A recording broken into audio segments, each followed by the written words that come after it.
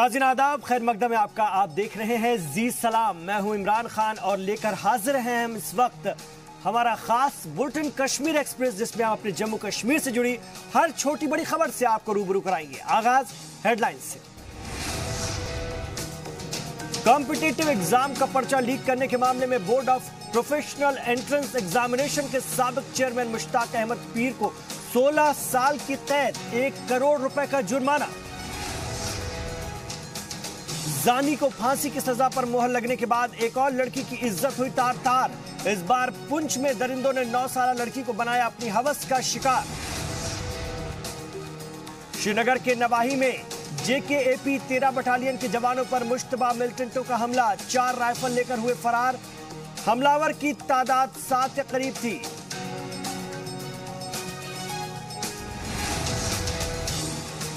Jammu Kashmir board exam में 12वीं के इम्तिहान में लड़कियों ने फिर बाजी मारी। 29 तालिबात और 25 तलबा ने टॉप 10 में जगह बनाई। जपलीन कौर का 98.2% से पहले मकाम पर नंबर। और जम्मू की खूबसूरती में 4 चांद लगाने के लिए जम्मू के मुख्तलिफ स्कूलों में बच्चों ने जम्मू की दीवारों को खूबसूरत पेंटिंग से सजाया। तकरीबन 90 तलबा इस वक्त जम्मू की 40 दीवारों को सजाने संवारने में मसरूफ। आप देख रहे हैं जी सलाम और हम पेश कर रहे हैं कश्मीर एक्सप्रेस। मुसाबिकती इम्तिहानात यानी कि कॉम्पिटिटिव एग्जाम का पर्चा लीक करने के मामले में board of professional entrance examination के साबिक चेयरमैन मुश्ताक अहमद पीर को 16 साल की कैद की सजा सुनाई गई है। इसके अलावा साबिक चेयरमैन पर 1 करोड़ रुपए का जुर्माना भी लगाया गया है। श्रीनगर में इंसदाद रिश्वत सतानी की खुसूसी अदालत के जज यशपाल बोरनी ने यह फैसला सुनाया। वाज़ेह है कि 5 साल कबल रिश्वत सतानी का यह मामला काफी चर्चा में रहा था और इस मामले में 54 अफराद पर फर्द जुर्म आयद किया गया था। अदालत ने इनमें से 46 को मुजरिम मानते हुए सजा सुनाई है, जबकि 6 अफराद को इल्जामात से बरी कर दिया। नवंबर 2012 में मामले के मंजर आम पर आने के बाद इसकी जांच क्राइम ब्रांच को सौंपी गई। मुश्ताक पीर के अलावा पर्चा फरोख्त करने वाले सज्जाद अहमद भट्ट को मुख्तलिफ दफात के तहत 12 साल की कैद और 50,000 रुपए जुर्माने की सजा सुनाई गई है। वहीं इस मामले में मिडिल मैन का किरदार निभाने वाले 2 अफराद को 8 साल कैद और 25 लाख का जुर्माना और बाकी के 2 बिचौलियों को 6 साल की कैद के साथ साथ 5 लाख रुपए का जुर्माना अदा करना होगा। अदालत ने 19 वालिदैन पर पर्चा खरीदने के जुर्म में 6 साल की कैद और 5 लाख का जुर्माना लगाया है। इसके अलावा 11 MMBS के 11 उम्मीदवारों को भी 2 साल की कैद की सजा और 50,000 रुपए का जुर्माना अदा करने के लिए कहा गया है।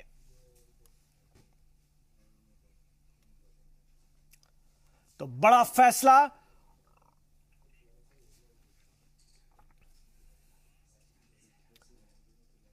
इधर मामले में फरीक रहे सीनियर वकील बशीर अहमद ने फैसले को तारीख साज फैसला करार दिया। जी सलाम से बात करते हुए उन्होंने कहा कि मुसाबकती इम्तिहानात में शफाफियत लाने की जिम्न में यह फैसला संगे मील की हैसियत रखता है। बिलाखिर मुश्ताक पीर जो है उन्हें अब काल कोठरी में ही अपने शब रोज गुजार, कितनी बड़ी कामयाबी मानते हैं आप? ये मुस्तकबल के लिए भी बड़ी कामयाबी है और उन मेरिटोरियस स्टूडेंट्स के लिए भी है जिनका मेरिट रिश्वत की बिना पर मारा जाता था। 2012 में जो एडमिशन्स हुए हैं, ये 2013 में पता लगा कि इसमें पेपर्स बेचे गए थे ऑन मॉनेटरी कंसिडरेशंस। जब ये न्यूज़ एक्सपोज ग्रेटर कश्मीर ने की तो हाई कोर्ट ने 100 मोटो नोटिस लेकर बिल कायम की इसको इन्वेस्टिगेट कराने के लिए, और मुझे कहा गया कि मैं बहैसियत MK क्यूरी इस केस को फॉलो करूँ। तो मैंने इस केस को फॉलो करके क्राइम ब्रांच वालों से इन्वेस्टिगेट करा के इस स्कैंडल को ताश्ता-इज़बाम कराया, जिसका नतीजा आज आप देख रहे हैं कि 47 मुलजिमों को, जिनमें चेयरमैन बोपी, उसके साथ काम करने वाले बिचौले जो बीच में थे वो भी, वो लड़के और लड़कियां जिनके वालिदैन ने पैसे देकर अपने बच्चों के लिए सीटें हासिल की थी, वो भी लगे हैं और उन सबको सज़ा हो गई। तो ओवरऑल थोड़ा सा इसमें तफसील में जानना चाहेंगे कि ये 5 साल ये वक्त जो है आपने जितनी मेहनत मशक्क़त की, कैसे गुजारा आपको, और जो डिसीजन आया उसके बाद आपने क्या फील किया? मैं तब तक इस केस को फॉलो कर रहा था जब तक क्राइम ब्रांच वालों से मैंने इन्वेस्टिगेशन कंप्लीट करा के चार्जशीट फाइल करवाया। उसके बाद लोअर कोर्ट में डिफेंस लॉयर और सरकार की तरफ से प्रोसिक्यूशन पीपी कर रहे थे। मैं तब तक इसको फॉलो कर रहा था जब तक मैंने केस चार्जशीट की लेवल पर हाई कोर्ट से पहुंचवाया। तो अवाम को क्या मैसेज गया आज के, जिस तरह से एडमिशन्स बाहर जाते थे अमेरिका, रशिया, बांग्लादेश, मुझे लगता है वो रास्ता बेहतर था। जो ये रास्ता, क्योंकि मुलजिम जो है उसको पैसे देने वाले हम ही थे, हम में से रियाया में ही कुछ लोग थे। तो क्या मैसेज देना चाहेंगे आप ताकि इस तरह की दोबारा गलतियां वालिदैन न करें? इससे बढ़कर कोई जुल्म हो ही नहीं सकता है कि कोई गरीब बच्चा रात दिन मेहनत करके अपने मेहनत के बलबूते पर सीट हासिल करना चाहे और दूसरी तरफ से कोई ऐसा मालदार आदमी हो जो पैसे के बलबूते पर उसका हक मारकर अपने बेटे और बेटे को एडमिशन दिलाए। उनमें उम्मीद जागी होगी नेसेसरली कि नहीं, कहीं ना कहीं सुनवाई तो हो रही है, कहीं ना कहीं ये मुलजिम जो हैं या मुजरिम जो हैं कहीं ना कहीं तो एक्सपोज होने वाले ही। हुआ तो पहली बार है और सज़ा भी अच्छी खासी लगी है, जुर्माना भी अच्छा खासा हुआ है। उम्मीद है कि आइंदा कोई सोच भी नहीं सकता है कि ऐसा स्कैंडल दोबारा हो। और अवंतीपुरा के एसएसपी ने प्रेस कॉन्फ्रेंस से खिताब करते हुए बताया कि नाका पार्टी ने ईडीआई पंपोर के पास से पल्सर बाइक पर सवार 3 लोगों से एक चाइनीज पिस्तौल बरामद किए। पूछताछ पर पता चला कि वो एक पुलिस एहलकार पर हमला करके उसके हथियार छीनने की फिराक में थे। पुलिस ने केस दर्ज करके पूछताछ करना शुरू कर दिया। वहीं त्राल एनकाउंटर के बारे में उन्होंने बताया कि इसमें सिक्योरिटी फोर्सेस को बड़ी कामयाबी मिली है, क्योंकि एनकाउंटर में हलाक मुफ्ती यासिर और उमर खालिद जैश मोहम्मद के चीफ मौलाना अजहर मसूद का करीबी था। कल तकरीबन 3 बजे के करीब एसओजी पामपुर आर्मी और सीआरपीएफ का एक जॉइंट नाका जो ईडीआई के पास लगा था, उन्होंने एक मोटरसाइकिल को इंटरसेप्ट किया जिसपे 3 नौजवान सवार थे। ये तीनों नौजवान जनरल एरिया पुलवामा के रहने वाले हैं और जब इनकी तलाशी की गई तो इनके पास से एक चाइनीज साख्ता पिस्टल और कुछ अम्युनिशन मिला है। मैं आपको ये बताता चलूं कि इनको कल ये टारगेट दिया गया था कि आप साउथ कश्मीर में कहीं भी पुलिस वालों को गोली मार के उनसे हथियार छीनने की कोशिश करें। इस कोशिश में ये पहले इन्होंने शुपियां में रैकी की है, वहाँ जब ये कामयाबी हुई उसके बाद ये पुलवामा कोर्ट में गए हैं और वहाँ भी जब इनको लगा कि पुलिस की ज़्यादा प्रेजेंस है वहाँ ये कामयाब नहीं हो पाए। फिर उसके बाद ये श्रीनगर, डलगेट और सैयद साहब की ज़ियारत में भी गए, लेकिन जब इनको कहीं मौका नहीं मिला तो ये आखिरकार पामपुर में हथियार छीनने की प्लानिंग कर रहे थे जब इनको पकड़ लिया गया।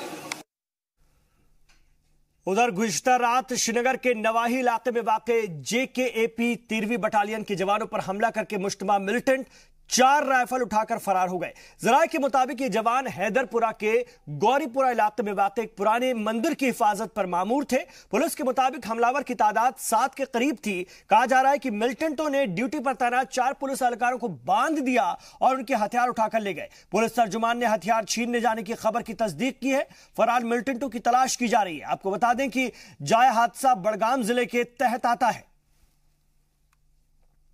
दोनों इंसिडेंट के ऊपर हम लोगों ने तफ्तीश शुरू की है और बहुत जल्दी जो इसमें जो मुलव्वस हैं उनको हम कानून के सामने लाएंगे और हम ये अश्योर करते हैं कि इन केसेस की पूरी तरह से तफ्तीश शुरू की। सर कुछ इन्फॉर्मेशन है कि कौन सा ग्रुप था, कितने मिलिटेंट? देखिए, it is too early to comment on all this issues, but as I said the investigation of both the cases are in full swing.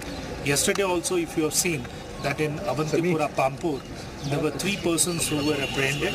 One of them was caught with a weapon, and the intention was to carry out some weapon snatching incident. And as you know that once the investigation is over, we'll be able to speak up. तो जाय हादसा में हालात का जायजा लिया हमारे नुमाइंदे सैयद तजमुल ने। हम खड़े हैं उस जगह पे जहां बीती रात में मिलिटेंटों ने रियासती पुलिस के एहलकार जो कि इस मंदिर की सुरक्षा के लिए यहां पे हिफाजती बंदोबस्त बेहतर करने के लिए यहां पे मौजूद रहते थे, और ये वो जगह है जो पुराना स्ट्रक्चर बिल्डिंग है। इसमें जो जम्मू कश्मीर पुलिस के जो आर्मड पुलिस के जो एहलकार थे, उनकी जो हिफाजत अमला जो था वो अंदर बैठा हुआ था, 4 नफरी पर जो मुश्तमिल टीम था। बताया जाता है कि बीती रात में यहाँ से नामल बंदूक बरदार या मिलिटेंट जो भी हों यहाँ से आए हैं, उसके बाद अंदर चले गए और उनकी 4 राइफलें जो हैं वो छीन कर वापस चले गए, जिनमें 2 इंसास राइफलें और 2 SLR राइफलें बताया जाता है। जम्मू कश्मीर पुलिस के सीनियर अफसरान की मौजूदगी में आज यहाँ पर टीम्स का आना जाना दिन में जारी रहा। ये जो मंदिर है ये तारीखी मंदिर है। जब यहाँ पर पंडित महाजरीन की 1989 में जब यहाँ से माइग्रेशन शुरू हुई, तब से इस मंदिर पर रियासती पुलिस के जो नफरी है वो तैनात रहे और स्पेशल गार्ड यहाँ पर मौजूद रहे, और सिर्फ इसलिए कि इस मंदिर की हिफाजत को यकीनी बनाया जा सके। गर्चे यहाँ पर श्रद्धालुओं या मंदिर में आने वाले लोगों की उतनी ज़्यादा तादाद सूरत हाल के मद्देनजर रखते हुए नहीं आई, लेकिन इसके बावजूद भी इस मंदिर की हिफाजत को यकीनी बनाने के लिए पुलिस ने बेहतर इंतजाम किए थे और यहाँ पर भारत पे 4 अफराद जो थे मामूर किए गए थे। आपको साथ ही बताऊं कि जम्मू कश्मीर में गुज़िश्ता कई महीनों से हमने देखा कि सोशल मीडिया पर जिस तरह से अनआर्मड मिलिटेंट्स को हमने देखा कि जो कि मिलिटेंटों के सफ में शामिल होने का बाज़ाब्ता ऐलान करते हैं। यही वजह हो सकती है कि गुज़िश्ता हफ्ते 20 से 24 ऐसे यूथ्स होंगे जिन्होंने मिलिटेंसी ज्वाइन किया है, लेकिन उनके पास हथियार न होने के चलते एक बहुत बड़ा चैलेंज था और यही स्ट्रेटजी मिलिटेंटों की हो सकती थी, जिन्होंने इस मंदिर पर, इस जगह पर धावा बोल दिया और यहाँ पर हिफाजत पे मामूर 4 पुलिस एहलकारों से और राइफलें छीनने के बाद फरार हो गए। फारूक वानी के साथ सैयद तजम्मुल जी मीडिया, गौरीपोरा, सेंट्रल कश्मीर, श्रीनगर। वहीं अनंतनाग में भी सिक्योरिटी फोर्सेस पर मिलिटेंटों ने हमला बोल दिया। यह हमला खानाबल पहलगाम रोड पर वाकई लाजीबल में तकरीबन 2:30 बजे के आसपास हुआ। हमले में सिक्योरिटी फोर्सेस का कोई एहलकार जख्मी नहीं हुआ है, लेकिन हमले की जद में आने से एक शहरी जख्मी हो गया। जख्मी शख्स को अस्पताल में दाखिल करा दिया गया है। मिलिटेंटों की तलाश के लिए इलाके की घेराबंदी कर दी गई है और उनकी तलाश जारी है।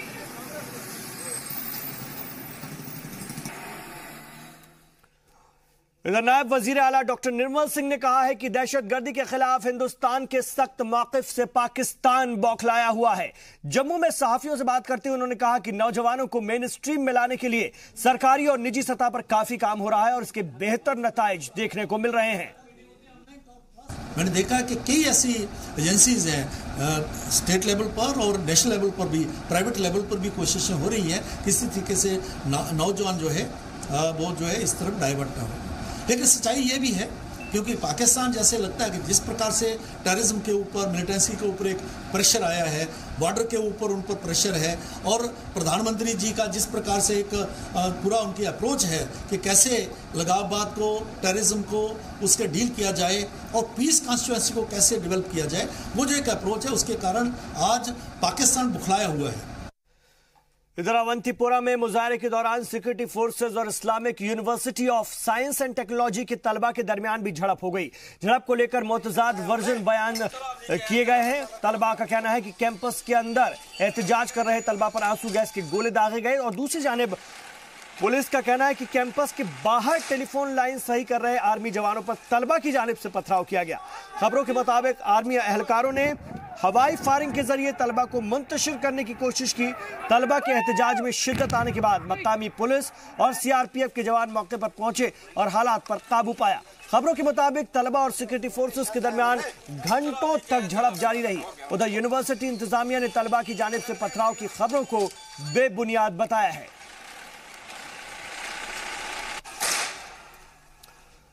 और मरकजी मुज़ाकरातकार दिनेश्वर शर्मा रियासत के दौरे पर हैं। एक रोज कबल जम्मू में वजीर आला से मुलाकात के बाद दिनेश्वर शर्मा ने आज किश्तवाड़ का दौरा किया। इस दौरान उन्होंने मुख्तलिफ शोबों से जुड़े लोगों से मुलाकात की और उनकी बातों को सुना।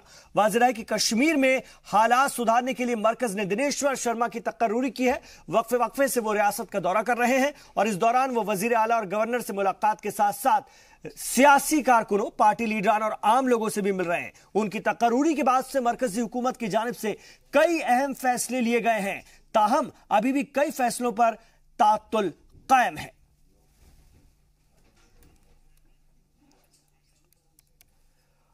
KSA एसोसिएशन के अलावा मुख्तलिफ शोबों से ताल्लुक रखने वाली खवातीन के एक वफ्द ने भी आज वजीर आला से मुलाकात की। वफ्द में वकला, माहिर तालीम और दानिश्वर मौजूद थे। खवातीन ने बच्चों के फलाह और बहबूद और उनकी हिफाजत के हवाले से हुकूमत की जानिब से उठाए जा रहे इकदामात के बारे में सीएम का शुक्रिया भी अदा किया। वफ्द ने जानियों के लिए फांसी की सजा मुतय्यन किए जाने पर भी वजीर आला का बेहद शुक्रिया अदा किया। इधर जनता दल यूनाइटेड के रियासती सदर GM शाहीन ने कहा है कि कश्मीर में अमन और अमान कायम करने और हालात को नॉर्मल बनाने के लिए मरकजी हुकूमत पूरी तरह से संजीदा है। श्रीनगर में सहाफियों से बात करते हुए JDU लीडर ने कहा कि NDA हुकूमत बनने के बाद कई मुस्बत पहल हुई हैं और इस हवाले से उन्होंने दिनेश्वर शर्मा की तकर्रुरी का खास तौर पर जिक्र किया है, लेकिन रियासती हुकूमत को उन्होंने कटघरे में जरूर खड़ा किया। उन्होंने कहा कि रियासत में PDP BJP इत्तेहाद से लोग मायूस हो चुके हैं। उन्होंने यह भी कहा कि एहतजाज और मुजाहरों से साफ है कि लोग हुकूमत की कारकर्दगी से मुतमईन नहीं हैं। और अब बड़ा सवाल कि आखिर कब महफूज होंगी बेटियां। यह सवाल हर उस बार मन में आता है जब इस तरह के मामले, इस तरह के हादसा पेश आते हैं, जब किसी बेटी की इज्जत तार तार होती है, जब कोई लड़की आवाज उठाती है, जब कोई खातून आबरूरेजी का शिकार होती है। जम्मू कश्मीर का कठुआ रेप और कत्ल मामला अभी शांत भी नहीं हुआ है कि पुंछ में नाबालिग से रेप के मामले ने मुल्क को एक बार फिर से झकझोर कर रख दिया है। देखिए हमारी एक खास रिपोर्ट।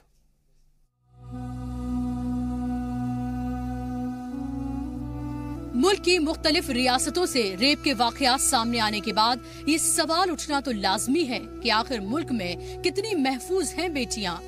जम्मू कश्मीर सरकार के बच्चों से रेप करने वालों को मौत की सजा की मंजूरी मिलने के कुछ घंटे बाद ही पुंछ जिले में सरहद से मुतसिल गांव सलोत्री में नाबालिग लड़की की इज्जत तार तार हुई है। एक बार फिर कोई बच्ची किसी मर्द की हवस का शिकार बनी है। एक बार फिर एक मासूम पर जुल्म की इंतहा हुई है। रियासती काबीना ने हाल ही में 12 साल से छोटी लड़की के रेप में कसूरवार पाए गए लोगों को फांसी की सजा के ऑर्डिनेंस को मंजूरी दे दी थी। पुंछ जिले में सरहद से मुतसिल गांव सलोत्री में एक नवी जमात की नाबालिग लड़की के साथ रेप का मामला सामने आया है। इस मामले में पुलिस ने एक मुलजिम को गिरफ्तार कर मुंसिफ मजिस्ट्रेट के सामने पेश करके उसे 7 दिन की पुलिस रिमांड पर ले लिया है, जबकि एक मुलजिम अभी भी पुलिस की गिरफ्त से बाहर है। रेप मुतासिरा के घर वालों ने मुंसिफ मजिस्ट्रेट के सामने दफा 164 के तहत बयान दर्ज करवाते हुए दोनों मुलजिमों को सख्त से सख्त सजा देने का मुतालबा किया है।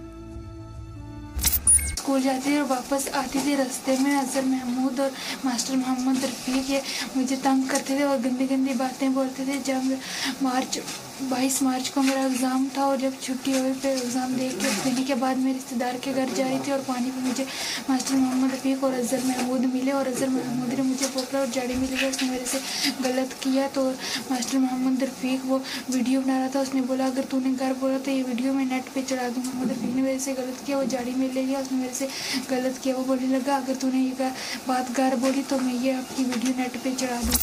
गौरतलब है कि सलोत्री के रहने वाले एक बुजुर्ग ने इस बात की शिकायत दर्ज कराई थी कि उसकी पोती के साथ गांव के ही एक टीचर और उसके भांजे ने रेप की घिनौनी वारदात को अंजाम दिया। इस बुजुर्ग के कहने पर पुलिस ने शिकायत दर्ज कर ली थी और फिर उसी रात मुलजिमों को पकड़ने के लिए मुहिम शुरू की गई। पूरी रात तलाशी मुहिम चलाने के बाद तड़के सुबह एक मुलजिम को गिरफ्तार कर लिया और दोपहर बाद पुंछ कोर्ट में मुंसिफ मजिस्ट्रेट के सामने पेश कर आगे की कार्रवाई के लिए पुलिस रिमांड पर ले लिया। इस बीच मुतासिरा ने दोनों मुलजिमों के खिलाफ अपने बयान दर्ज करवाए। ये एक टीचर है, मोहम्मद रफीक इसका नाम है, और उसका दूसरा ये भांजा है।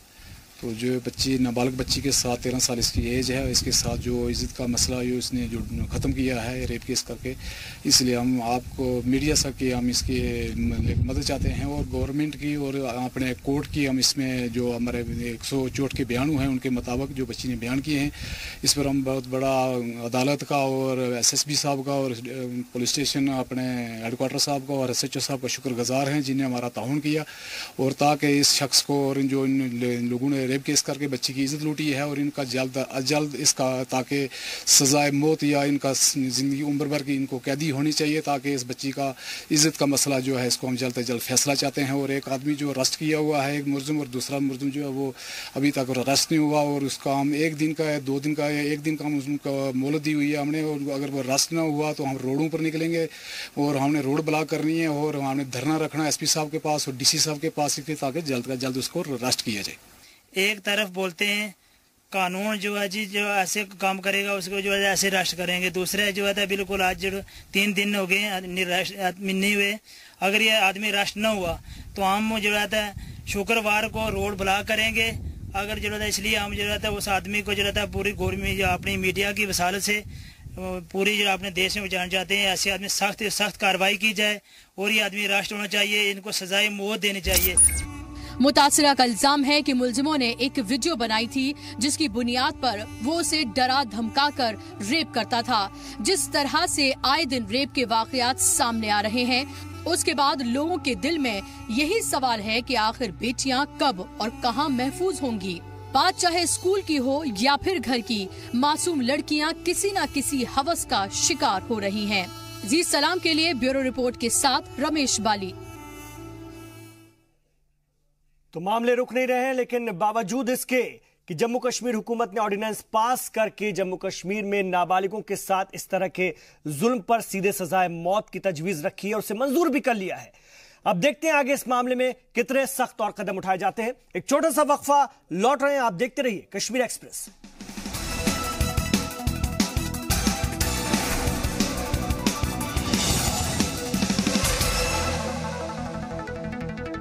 आप देख रहे हैं कश्मीर एक्सप्रेस। ब्रेक के बाद आपका खैर मकदम है। देही इलाकों तक बिजली पहुंचाने वाली मरकजी स्कीम रियासत में जमीन पर नहीं उतर पा रही है। जी हां, डोडा जिले में कुछ दूर दराज के ऐसे कई इलाके हैं जहां पर आज तक बिजली नहीं पहुंच पाई है। देखिए हमारी एक खास रिपोर्ट।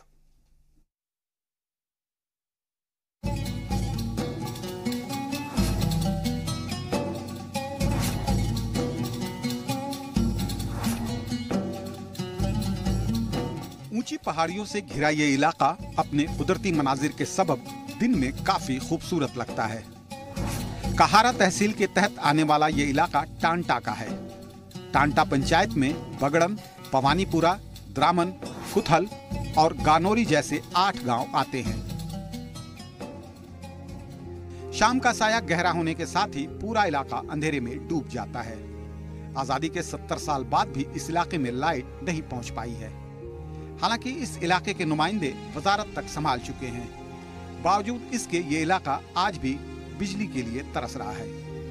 हमारा MLA सरूरी साहब वो 3-4 प्लानों से यहाँ कामयाब हुआ और उसको वो मिनिस्टर भी रहा, हर मतलब डिपार्टमेंट में मिनिस्टर रहा, लेकिन हमने उसको भी मतलब हाथ जोड़कर बोला कि यहाँ लाइट बोला बस आज नहीं कल दे देंगे, परसों दे देंगे। इतना प्रोजेक्ट किया हमने, इतना प्रोजेक्ट किया हमने।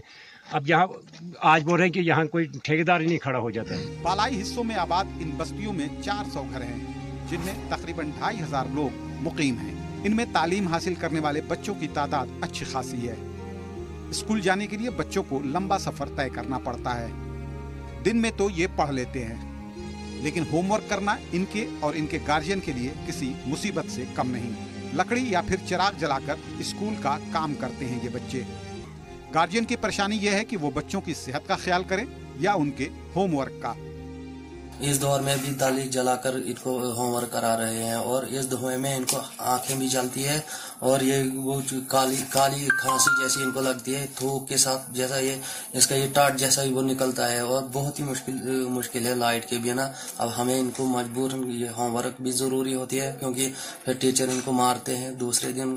अब इनको बहुत ही मुश्किलात है लाइट के बिना। हमें प्रॉब्लम यही है कि लाइट की। देख इस वक्त आग जला के हम पढ़ेंगे, आंखों में जलन होगी, धुआं लगते हैं, पढ़ेंगे कहाँ। अंधेरे में लोग बाहर निकलने से भी डरते हैं।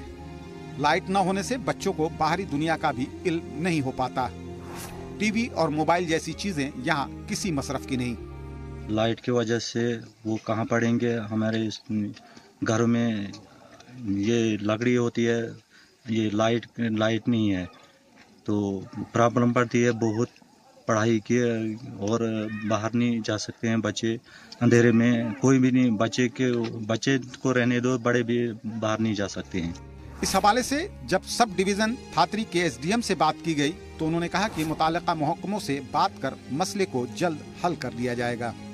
पूरा प्रोजेक्ट बनवाएं इस पे, जो यहाँ पे जो लेफ्ट आउट एरिया हैं, ताकि उनका हम गवर्नमेंट को प्रपोजल भेजें। इसके साथ साथ हमने प्रपोजल रखा है कि जब तक हम पूरी, क्योंकि ये काफ़ी सारे मोड़े ऐसे हैं जहाँ पे अभी बिजली नहीं है, तब तक हम साइंस एंड टेक्नोलॉजी डिपार्टमेंट से टेकअप करें ताकि हम सोलर लाइट इस्तेमाल कर सकें। देही और दूर दराज के इलाकों को रोशन करने के लिए 2005 में राजीव गांधी ग्रामीण विद्युतीकरण योजना शुरू की गई थी।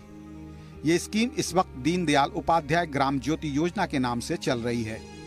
योजनाओं का बस नाम बदल रहा है, जमीनी हालत जस की तस बनी हुई है। जी सलाम के लिए भदरवा से राजा रहबर जमाल की रिपोर्ट। और किश्तवाड़ जिले में अभी भी कुछ इलाके ऐसे हैं जहां पर पक्की सड़क नहीं है। ऐसी ही एक जगह है थकराई मंथाला। मकामी लोग यहां पर काफी दिनों से खस्ता हो चुकी लिंक रोड को बनाने का मुतालबा कर रहे हैं। सड़क की हालत ऐसी है कि हामिला खवातीन को लोग गाड़ी पर ले जाने से डरते हैं। इस सड़क को प्रधानमंत्री ग्रामीण सड़क योजना के तहत बनाया जा रहा था। ऐसी भी खबर है कि रोड की तामीर के लिए जिला इंतजामिया की जानिब से फंड भी जारी किया गया था। गांव वालों का कहना है कि मकामी सियासत और लोकल इंतजामिया की अनदेखी के सबब इसकी तरफ तवज्जो ही नहीं दी गई।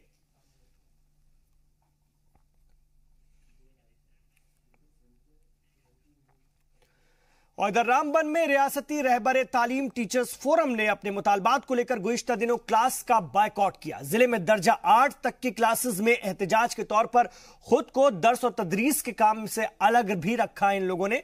फोरम का इल्जाम है कि सर्व शिक्षा अभियान के तहत उनकी तनख्वाहों में होने वाली बेकायदगी को दुरुस्त अगर नहीं किया जा रहा है तो फिर वो अपना एहतजाज जारी रखेंगे। असातिज़ा ने पेंडिंग पड़े एरियर्स की अदायगी का भी मुतालबा किया है। फोरम के जिम्मेदारान ने तमाम असातिज़ा से मुत्तहिद होकर मुतालबात तस्लीम होने तक जद्दोजहद जारी रखने की अपील की है।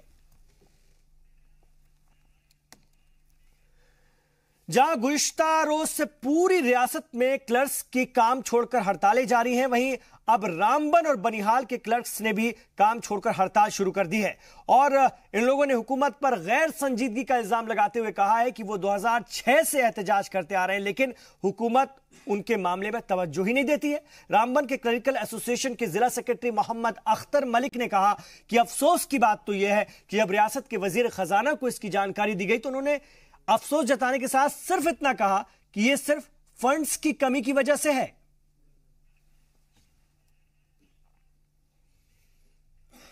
और अब बात करते हैं इंजीनियर्स की। All Jammu and Kashmir graduate engineers association ने सरकार से वक्त पर रनिंग ग्रांट्स देने का मुतालबा किया है। जम्मू में एक प्रेस कॉन्फ्रेंस में एसोसिएशन ने अफसरान से कहा कि सरकार ने वादा किया था कि 7वें पे कमीशन को नाफिज करते वक्त इंजीनियर्स की इन मांगों को जरूर मंजूर किया जाएगा, लेकिन ऐसा नहीं हुआ। उन्होंने कहा कि इंजीनियर्स के साथ हमेशा तफरीक का रवैया अपनाया जाता है, लेकिन अब इंजीनियर्स ये बर्दाश्त नहीं करेंगे। उन्होंने जानकारी दी कि अपनी मांगों के सिलसिले में 2 मई को सभी इंजीनियर्स कैजुअल लीव पर चले जाएंगे और पेन डाउन स्ट्राइक करेंगे। जो प्रॉमिसेस गवर्नमेंट ने किए थे हमारी मांगों के लिए कि एश्योर्ड कैरियर प्रोग्रेशन, जो कि हमारी बहुत पुरानी डिमांड थी, जिसको रनिंग ग्रेड भी कहा जाता है, कि आपको दी जाएगी, और इसकी अनाउंसमेंट भी गवर्नमेंट ने assembly floor of the assembly में की थी। और हम लोग ये सोचते थे कि जो चीज़ फ्लोर ऑफ असेंबली में अनाउंस की जाती है वो एक पक्की होती है, उस पर यकीन होता है। और हमें प्रॉमिस किया गया था कि आप इसकी परसुएशन करने की जरूरत नहीं है, ये आपकी डिमांड हो गई है।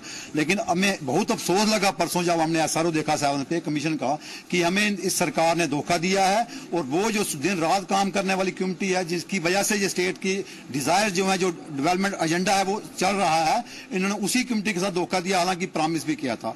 हम आज दोबारा अपील करेंगे गवर्नमेंट से कि हमें मजबूर मत कीजिए, कि हम उन कामों पे, हम उन स्टेप लेने पे मजबूर हो जाएं जिससे गवर्नमेंट का जो एजेंडा होगा डेवलपमेंट, उस पर असर पड़ेगा और पब्लिक को परेशानी होगी। उसका जिम्मेवारी जितनी भी होगी वो सारी सरकार की होगी।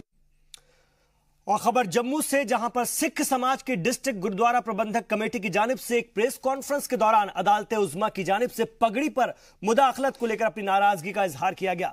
उनका कहना था कि उनके मजहबी मामलात को लेकर किसी भी तरह का तबसरा या मुदाखलत सिख समाज कभी बर्दाश्त नहीं करेगा। वहीं सिख मजहब की कुर्बानियों की बात करते हुए पगड़ी की अहमियत का हवाला देते हुए उनका कहना था कि इस पगड़ी की वजह से आज सिख समाज की दुनिया में एक अलग पहचान है। हमारी ये लोग है कि हमारे जो रिलीजियस चिन्ह हैं, जो हमारा हक है धारा 25 के तहत, उसके साथ छेड़छाड़ ना की जाए। क्यों कि अगर कॉन्स्टिट्यूशन हमें यह इजाजत देता है तो फिर किसी को भी यह इजाजत नहीं है कि हमें, और मैं ये एक बात कह देना चाहता हूं कि हमारे लिए अकाल तख्त सबसे सुप्रीम है, और अकाल तख्त से जो हुक्मनामा निकलता है, जो रहत मर्यादा बनती है, उसी की हम पालना करते हैं। और ये दस्तार हमारा चिन्ह है, टर्बन हमारी चिन्ह है, इस पे हम अपनी गर्दन भी कटा सकते हैं।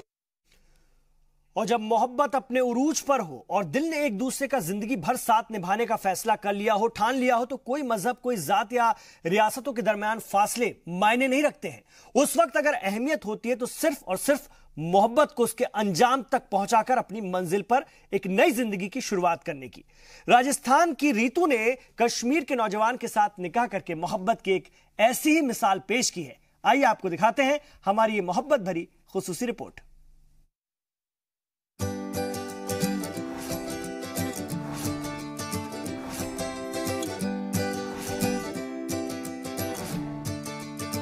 मेरे हम नफस मेरे हम नवा, मुझे दोस्त बन के दगा न दे, मैं हूँ दर्द इश्क से जां वलब, मुझे जिंदगी की दुआ न दे।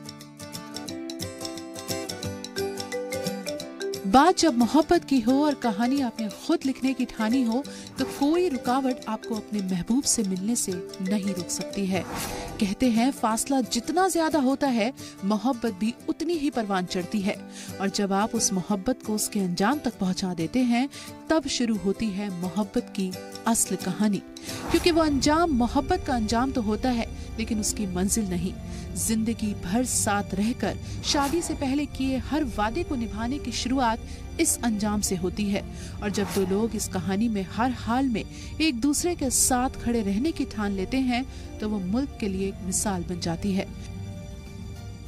और यही राजस्थान की रीतू का ज़ैनब बनने तक का सफर है। दरअसल रीतू राजस्थान की रहने वाली हैं और जम्मू कश्मीर के सरहदी इलाके से ताल्लुक रखने वाले गुलजार से उनकी मुलाकात राजस्थान में हुई थी। देखते ही देखते रीतू और गुलजार एक दूसरे से मोहब्बत करने लगते हैं और कहते हैं जब मोहब्बत परवान चढ़ती है तो कोई भी रुकावट दो मोहब्बत करने वालों को जुदा नहीं कर पाती। इसी बात की मिसाल पेश करते हुए दोनों ने अपनी मोहब्बत को मुकम्मल करने के लिए शादी करने की ठानी और दोनों ने कोर्ट में जाकर अपनी शादी पर मोहर लगवा ली। लेकिन मोहब्बत भी हर किसी को बर्दाश्त नहीं होती। दरअसल रीतू के घर वालों ने सीधे तौर पर गुलजार पर रीतू को अगवा करने का इल्जाम लगाते हुए कहा है कि शादी रीतू ने अपनी मर्जी से नहीं की है, लेकिन रीतू ने खुद बताया कि यह शादी उसकी मर्जी से हुई है। बहुत ज़्यादा दबाव दे रहे हैं, वो मुझे फोर्स कर रहे हैं कि मैं घर वापस आ जाऊं, पर मैं घर वापस नहीं जाना चाहती हूं। वो लोग फ़ोन पे फ़ोन करते हैं, बार बार बुलाते हैं, कभी पुलिस से फ़ोन करवाते हैं, ऊपर से प्रेशर डालते हैं, पर मैं घर वापस नहीं जाना चाहती क्योंकि मैंने अपनी मर्ज़ी से अपनी खुशी से किया जो किया है। कुछ दिन पहले IAS में पहला मकाम हासिल करने वाली टीना डाबी ने कश्मीर के अतहर आमिरुल शफी खान के साथ शादी करके मोहब्बत की एक मिसाल पेश की थी और अब रीतू ने गुलजार से शादी करके इस बात को साबित कर दिया है कि मोहब्बत की कोई हद नहीं होती, कोई सरहद नहीं होती। मोहब्बत जब भी होती है, जिससे भी होती है, बेहद होती है। लेकिन रीतू के घर वाले इस बात को मानने को तैयार नहीं कि उनकी बेटी ने अपनी मर्जी से शादी की है और इसीलिए उन्होंने गुलजार के खिलाफ अगवा करने की FIR भी दर्ज कराई थी। लेकिन पुलिस की जांच के बाद उनकी शादी पर कोर्ट की मोहर लगने के बाद रिश्ता मजबूत हो गया है। They said कि we have married and we have apprehensions कि हमारे पेरेंट्स, लड़की के पेरेंट्स वो मत मेरे खिलाफ फॉल्स FIR किडनैपिंग वगैरह का लगाएंगे, तो before that we want to seek protection from the honourable high court. तो ऑनरेबल हाई कोर्ट ने ये उनको प्रोटेक्शन बाज़ाब्ता दी है। उसमें बाज़ाब्ता यहाँ की पुलिस, कुपवारा की पुलिस और राजस्थान की पुलिस भी थी, तो उनको बाज़ाब्ता कोर्ट डायरेक्शन है कि इनको प्रोटेक्शन दीजिए और इनको कोई हार्म मत कीजिए। तो they are safe now by the honourable court order. मेरा अज़्म इतना बुलंद है कि पराए शोलों का डर नहीं, मुझे खौफ आतिशे गुल से है, ये कहीं चमन को जला न दे। वहीं जी मीडिया से खास बातचीत करते हुए उन दोनों ने अपना निकाहनामा भी पेश किया।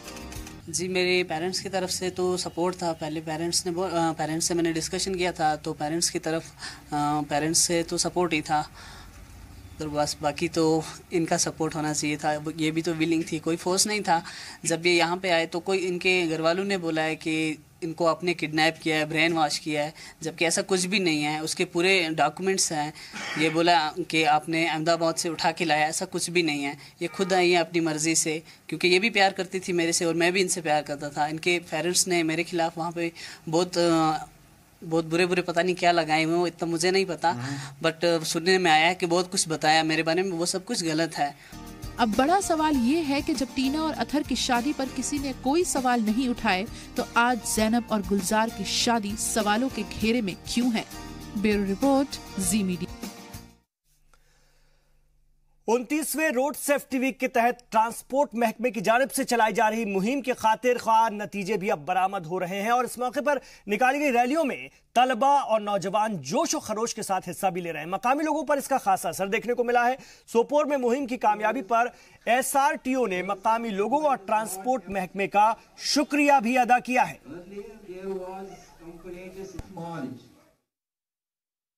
स्टेट में मना रहे हैं और इसके लिए एक्शन प्लान हमने बनाया था, पूरे स्टेट का हर डिस्ट्रिक्ट वाइज हमने बनाया था। इसी तरह सोपोर में भी और डिस्ट्रिक्ट बारामूला में भी हमारा एक्शन प्रोग्राम था, इसमें डिफरेंट इवेंट्स थे। तो आज जो ये प्रोग्राम सेनेटोरियम पब्लिक स्कूल में आज प्रोग्राम था, तो इसमें जो हमारा ये मकसद ही था लोगों में अवेयरनेस कायम करना और लोगों के जो शक शुबहत थे, जो डिपार्टमेंट के साथ गिले शिकवे होते हैं, उनको दूर करना। क्योंकि पहले भी ऑलरेडी मैंने यहाँ 2 पोस्टिंग दे दी है, इसलिए इस डिस्ट्रिक्ट से ज़्यादा ही लगाया है। बात करेंगे रोड सेफ्टी वीक की। जी हां, इसके चौथे दिन की शुरुआत डोडा के मोटर व्हीकल डिपार्टमेंट की जानिब से मेडिकल कैंप के साथ हुई। प्रोग्राम की थीम सड़क सुरक्षा जीवन रक्षा रही, जो डोडा के SRTO जुबैर अहमद की क़यादत में भदरवा के कोटली बस अड्डे पर शुरू हुआ। इस दौरान भदरवा के तहसीलदार मसूद अहमद ने मेहमान खुसूसी के तौर पर शिरकत की। स्पीकर्स ने अपने खिताब में सड़क पर गाड़ी चलाने वक्त सावधानी यानी कि खास एहतियात बरतने के लिए कहा। डोडा के ARTO जुबैर अहमद ने बताया कि रोड सेफ्टी वीक के तहत इस तरह के मुख्तलिफ प्रोग्रामों का इनेकाद किया गया है। वहीं SDPO विजेंद्र प्रसाद शर्मा ने नौजवानों से 2 व्हीलर पर हेलमेट पहनने की अपील की, जिससे कि शदीद चोटों से बचा जा सके। अवेयरनेस है। देखिए, अवेयरनेस प्रोग्राम्स करने से मैक्सिमम लोग अवेयर हो जाते हैं रिगार्डिंग कि कौन से रूल्स उनको रोड पे फॉलो करने हैं, किन चीज़ों का उनको ध्यान रखना है, किन चीज़ों से एक्सीडेंट होते हैं उनसे बाहर जाना पड़ेगा। ये बिल्कुल सही बात है। देखिए, जो हमारा डिस्ट्रिक्ट है ये बिल्कुल एक्सीडेंटल प्रोन है। इसमें एक ये हिली टेराइन है। यहाँ पे पहली गलती जब बंदा करता है वो भी माफ़ है। थोड़ी सी आपकी कंसंट्रेशन डाइवर्ट हो गई तो एक्सीडेंट हो गया। इसलिए ये जो अवेयरनेस प्रोग्राम्स हम आज कर रहे हैं डिफरेंट एरियाज इस डिस्ट्रिक्ट में, ताकि लोगों को हम अवेयर करें कि इतनी कैजुअलिटीज़ हमें पिछले साल होगी और जो गलतियां हमें पिछले साल होगी उनको हम इस साल ना दोहराएं। मोबाइल फ़ोन का जब ड्राइव करते रहे तो उस वक्त यूज़ ना किया जाए। ये दूसरी बात जो है। और वहीं यूथ सर्विस और स्पोर्ट्स जोन की अगर हम जानिब से बात करें तो टनमर्ग में भी एनुअल रोड रेस का इनेकाद किया गया है। टनमर्ग से चंदीलूरा तक 3 किलोमीटर की रेस मुनक्किद की गई, जिसमें कि मुख्तलिफ स्कूलों के तलबा ने हिस्सा लिया। टनमर्ग के ZDO ने अगर हम बात करते हैं तो इस रेस का आगाज किया और वहीं गुलमर्ग के SDM ने मेहमान खुसूसी के तौर पर इसमें शिरकत की और आला मकाम हासिल करने वालों को एजाजात से भी नवाजा। इसका अहम मकसद लोगों को खेल की तरफ मदऊ करना था। रोड सेफ्टी वीक के तहत डोडा में भी ट्रांसपोर्ट महकमे की जानिब से मोटर बाइक रैली का एहतमाम किया गया। रैली को डिप्टी SP ट्रैफिक ने हरी झंडी दिखाकर रवाना किया। ARTO ऑफिस से शुरू हुई ये रैली मुख्तलिफ रास्तों से होकर गुजरी और शहर के मेन इलाके में जाकर खत्म हुई। रैली में 50 से ज्यादा नौजवानों ने शिरकत की। रैली के जरिए 2 व्हीलर ड्राइवरों को हेलमेट के इस्तेमाल और दीगर ट्रैफिक कवानीन की पाबंदी की तरगीब भी दी गई। इधर रोड सेफ्टी वीक के तहत ही बांदीपुरा में रोड सेफ्टी पेंटिंग मुकाबले का इनेकाद किया गया। मकामी शेर कश्मीर स्टेडियम में मुनक्किद इस मुकाबले में जिले के मुख्तलिफ स्कूल के तलबा और तालिबात ने शिरकत की। मुकाबले को खास बात यह रही कि इसमें माजूर बच्चों ने भी हिस्सा लिया। पेंटिंग के जरिए तलबा ने रोड सेफ्टी के हवाले से खूबसूरत स्केच बनाए और इसको लेकर के अपने ख्यालात का मुजाहरा किया। यहां रुक रहे हैं और छोटे से वक्फे के लिए लौट रहे हैं अपने जम्मू कश्मीर की और भी खबरों के साथ। आप बने रहिए जी सलाम के साथ।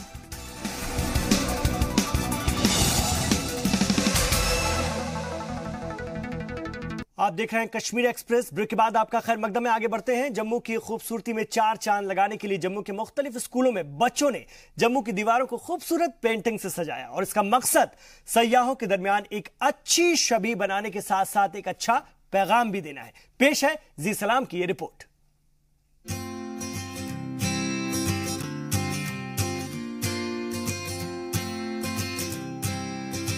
जम्मू के मुख्तलिफ स्कूलों के तलबा खूबसूरत पेंटिंग्स बनाने में मसरूफ हैं, लेकिन इस बार ये पेंटिंग्स उनकी ड्राइंग बुक या फिर कार्डबोर्ड पर नहीं बल्कि जम्मू की दीवारों पर हैं। जी हाँ, आजकल जम्मू के मुख्तलिफ स्कूलों के बच्चे जम्मू की दीवारें सजाने में मसरूफ हैं और इनका मकसद जम्मू की तहजीब और सकाफत से दुनिया को रूबरू करवाना है। ये तलबा पूरे जोश में मकामी लोगों के साथ साथ सयाहों को जम्मू की रिवायत और सकाफत से रूबरू कराने के साथ साथ ये पैगाम देना चाहते हैं कि हमें जम्मू को खूबसूरत बनाने के साथ साफ सुथरा भी रखना चाहिए। इसके अलावा इन तलबा का मकसद बाबा अमरनाथ और माता वैष्णो देवी के दरबार पर दर्शन करने वालों के सामने जम्मू की एक अच्छी छवि बनाना है। जैसा कि आप सभी जानते हैं, यहाँ पे अमरनाथ यात्रा भी होने वाली है, तो लोग यहाँ पे आएंगे, टूरिस्ट हर जगह से आएंगे। वो जब इसे देखेंगे तो इसे देखकर बहुत आकर्षित भी होंगे, इसकी ओर अट्रैक्ट होंगे और खासतौर पे इससे हम एक मैसेज भी कन्वे कर रहे हैं लोगों की ओर। समाज में जो फैली हुई बुराई है, जो और भी जो हमारी सामाजिक दिक्कतें हैं, उन सभी की ओर हम लोगों को आकर्षित कर रहे हैं। कल्चर के बारे में बता रहे हैं कि हमारा कल्चर कैसा है। इससे लोगों को, बाहर के लोगों को जो हमारे स्टेट में आते हैं, यात्रा के लिए आते हैं, वैष्णो देवी जाते हैं या श्रीनगर विजिटर आते हैं, वो ये मैसेज सुने देखकर बाकी अपने देशों में, स्टेटों में भी वो भी ये काम कर सकते हैं। गौरतलब है कि तकरीबन 90 तलबा इस वक्त जम्मू की 40 दीवारों को सजाने संवारने में मसरूफ हैं। वाज़ेह रहे कि तमाम तलबा को उनके इस खास मकसद के लिए जम्मू म्युनिसिपल कॉरपोरेशन की जानिब से पेंटिंग करने का सारा जरूरी सामान मुहैया कराया गया है।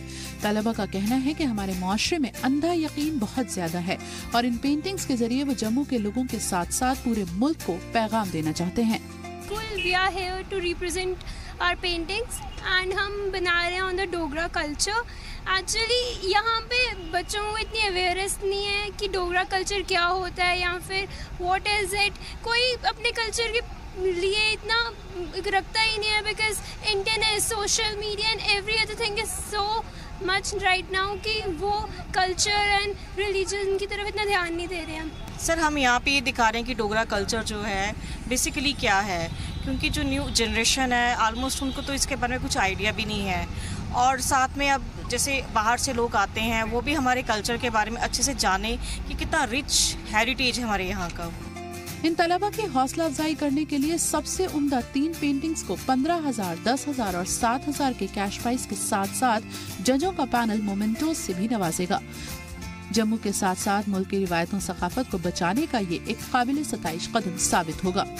हालांकि पिछले कई दिनों से जम्मू उन तरह की खबरों के लिए चर्चा में रहा जिसने इसकी छवि को धूमिल किया, लेकिन अब स्कूली बच्चों ने ये बीड़ा उठाया है कि अपनी पेंटिंग के जरिए न बल्कि जम्मू की छवि को सुधारेंगे, बल्कि आने वाले श्रद्धालुओं को भी जम्मू की एक नई तस्वीर पेश करेंगे। ऐसे में जम्मू म्युनिसिपल कॉरपोरेशन का ये कदम काबिले तारीफ माना जा सकता है।